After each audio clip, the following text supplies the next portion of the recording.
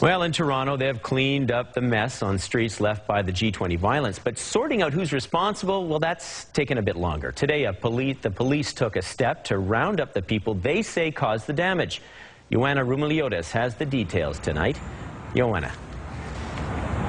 Mark, Queen Street was the scene of broken storefronts and burning cruisers during the G20. Now police are looking for the ringleaders behind the destruction.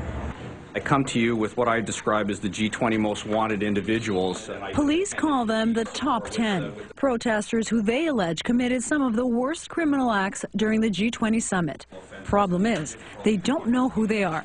So we're seeking the assistance of the public to identify them to us. These photos were taken mostly by officers in the crowd, of people police say deliberately set out to wreak havoc during the summit, including smashing store windows and setting police cruisers on fire. Once we move into the next phase of the investigation, these people will be systematically located and apprehended. It's a lot of tough talk. He is, as you can see, tackled to the ground by police officers. And it's just the latest round in what's become a war of words and images. Just yesterday, activists released their own photos and announced their own investigation into what they claim was an excessive use of police force on peaceful protesters. Coming towards people and just hitting, it seemed indiscriminate. Jean McDonald says she feels sick just walking by where she got hurt. McDonald says one of her fingers was shattered when police started to swing their batons at the crowd.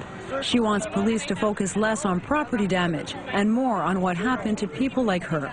You forget how much you use two hands, you know, like how can I clean my house? How can I can't pick up my daughter. This was turned into a security nightmare. And it's become a political nightmare too. Opposition leaders are demanding a review of how security was handled. And that's what this motion is about. For democracy, Social justice advocates want a federal inquiry too. We have to know on a policy level who was responsible, who gave the orders, who decided to do this and why.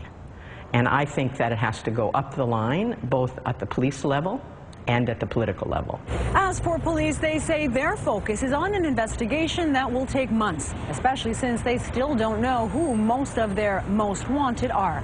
Mark? All right, thanks, Joanna. That's Joanna Rumeliotis following that story for us tonight.